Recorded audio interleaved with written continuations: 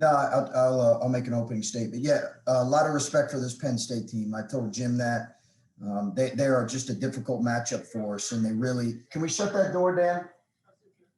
Can we shut that door? Thank you.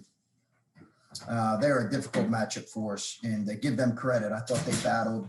I love the leadership on. You can just tell with the way they compete with their group, in particular, Wheeler and Harrer, just warriors. I thought for us, our bench really carried us, and then players win games, and our players made plays offensively.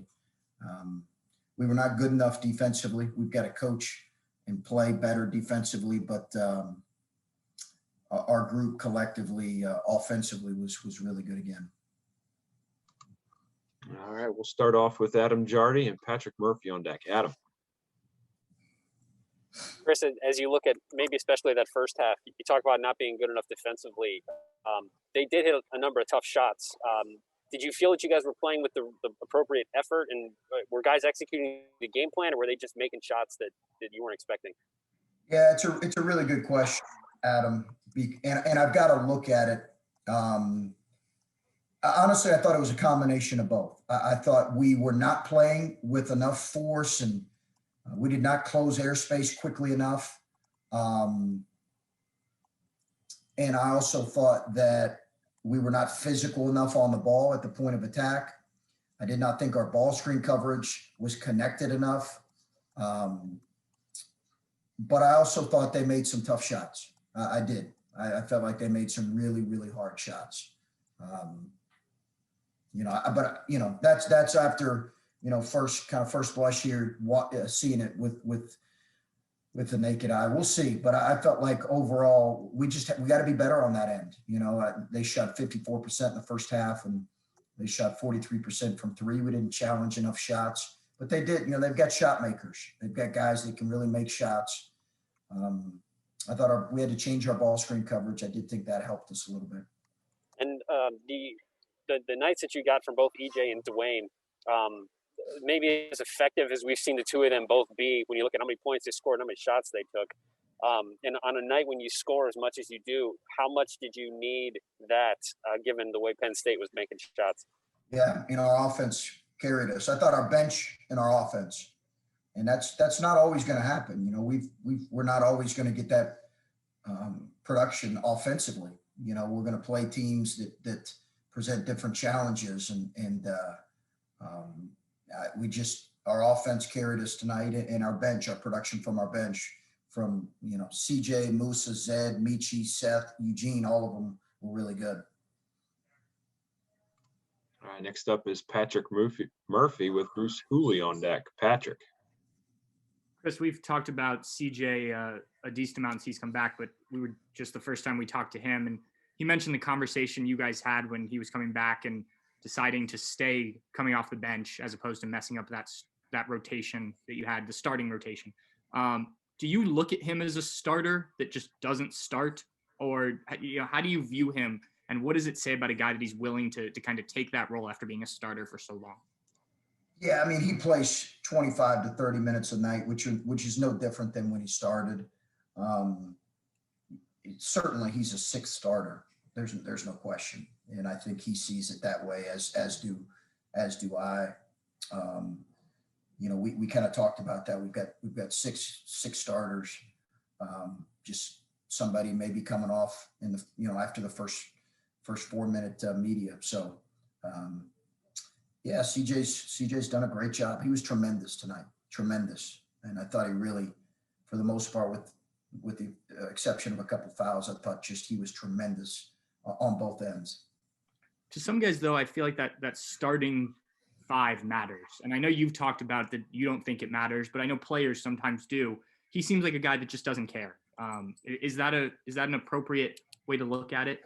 I think he's a guy he's old, he understands the game. And I think if his minutes if he was playing 15 minutes, it would bother him. I do think that he wants to play. But I also think he's got great maturity, and the fact that he's played well speaks to his character and how invested he is. That is who CJ Walker is. We've been saying that, right, for 3 years, including his redshirt year. He is a high character kid who understands winning. And I think he understood if I didn't accept that, then it was probably going to affect my play. And he had great maturity. And what's now, when you get outside yourself and you invest in the success of your team and your teammates, and I think he recognized that, usually good things happen when you're a good player. And he's a good player. All right, next up is Bruce Hooley with Stephen Means on deck. Bruce.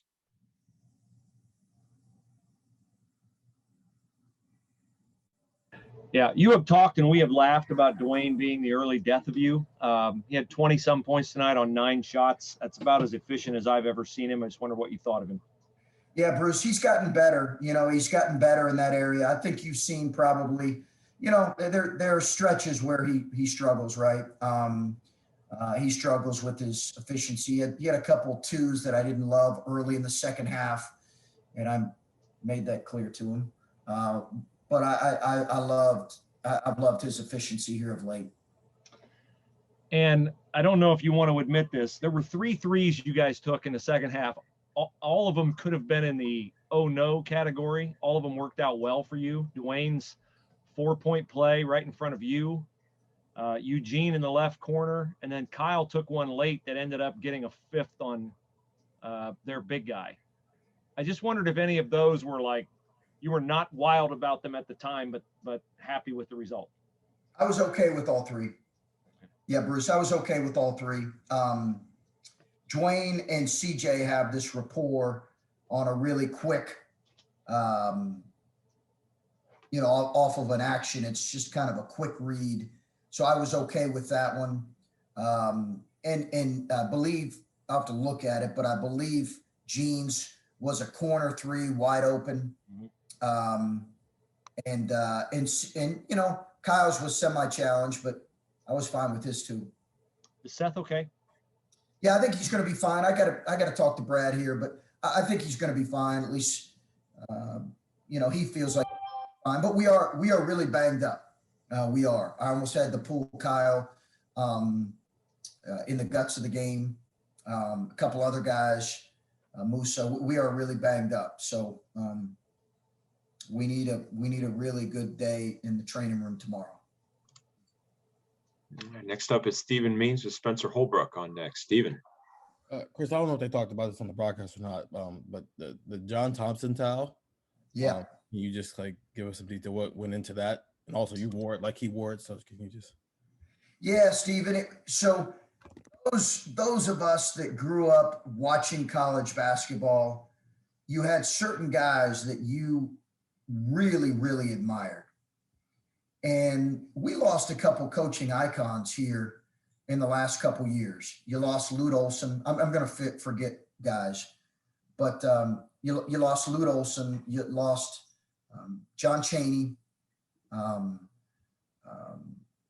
Obviously, we all know what John Thompson means to college basketball, but those are coaching icons for me. And I grew up watching their teams, but I also grew up as a young player thinking about coaching, saying, you know what, I'd like to coach my teams the way they coach their teams.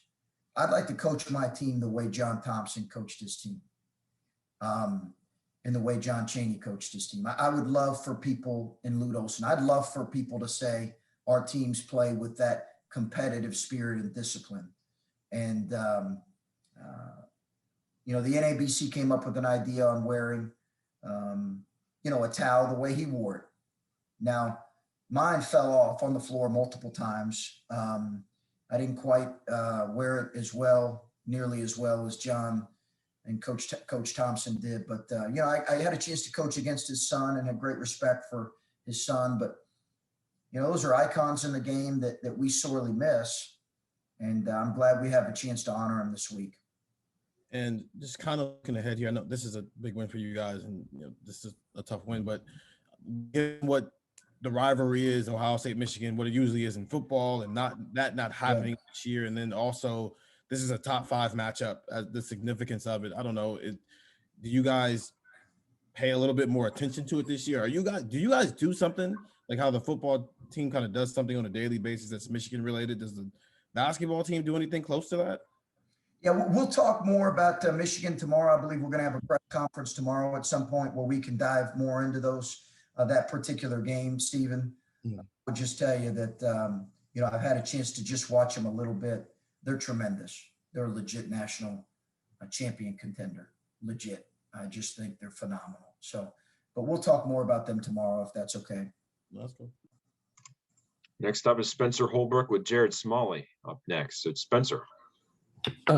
Chris, you had talked about how you guys didn't want to overlook this game at all, and it was apparent why, and especially in the first half there and then that run that they went on.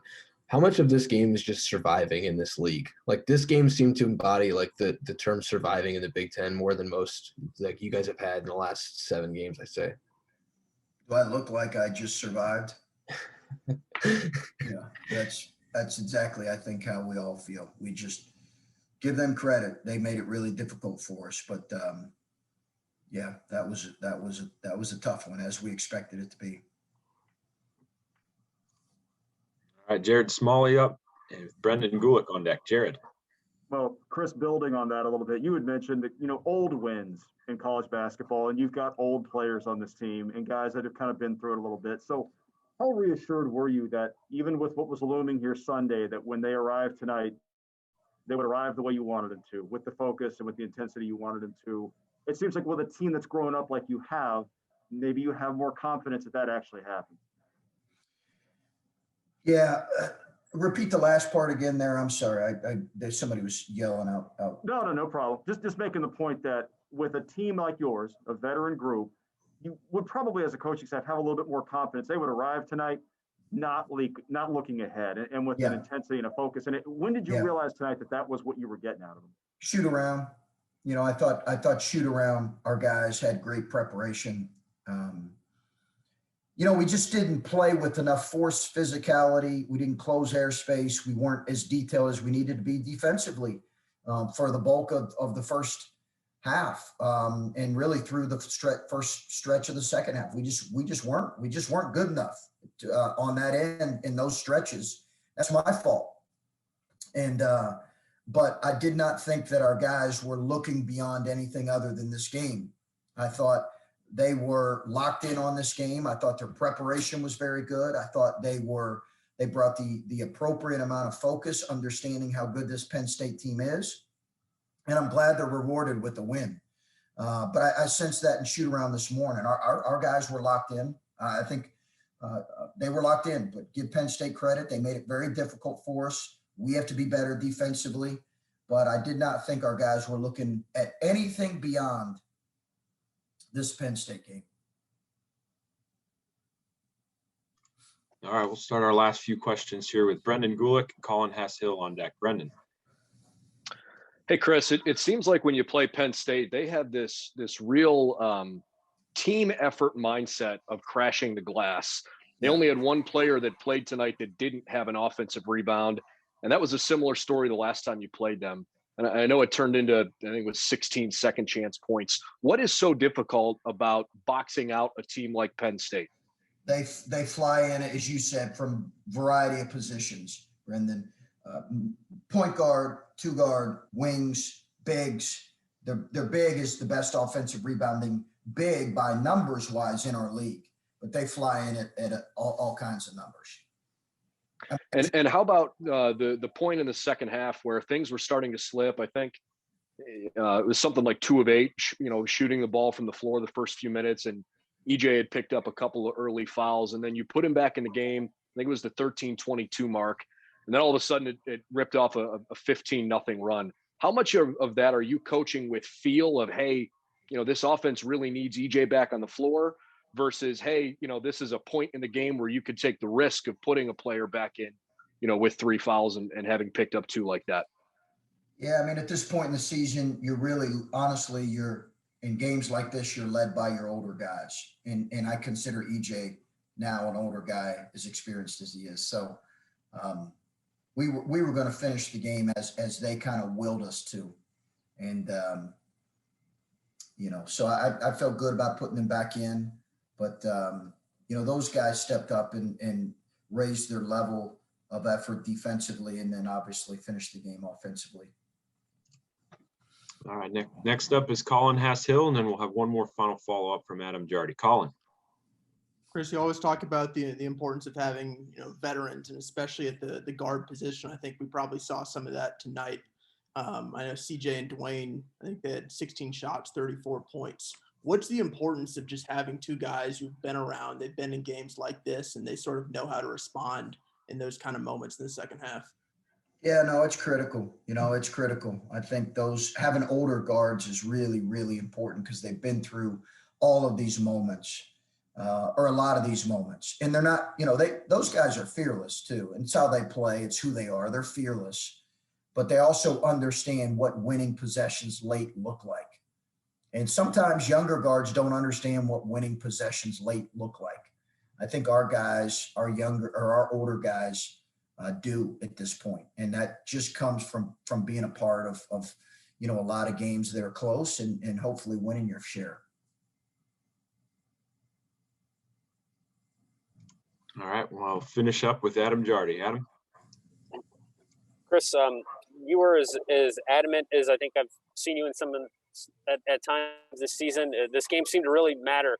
I know they all matter and they're all important, but given some of the struggles that Penn State has given you in the last few years, was there any extra personal feeling or satisfaction in this game? Did this mean anything extra to you? You had not had any real success in this building coming in. Yeah, thanks, Adam. I've got some numbers if you want them, but no, I got them, Adam. I know exactly where they haven't been close, Adam. 2 times we played here, they have not been close. So obviously you're aware of that as a coach, but they're nothing personal in the sense that, I've got great respect for their players and for Jim, but I think there might've been some of that, Adam, but also a lot of it was, we have such a gauntlet here. So it's just the one that you can, if you feel like you have a chance to win a game late, you want to be able to close it out and win it because of what we have ahead of us too. I think you're also aware of that. Somebody that you lose sight of in the moment, you're just trying to play to win the next possession. But, I have not done a good job getting our guys, for whatever reason, ready for, the offensive, onslaught and the physicality here. And, I don't know if I did a great job tonight. We were just able to weather it.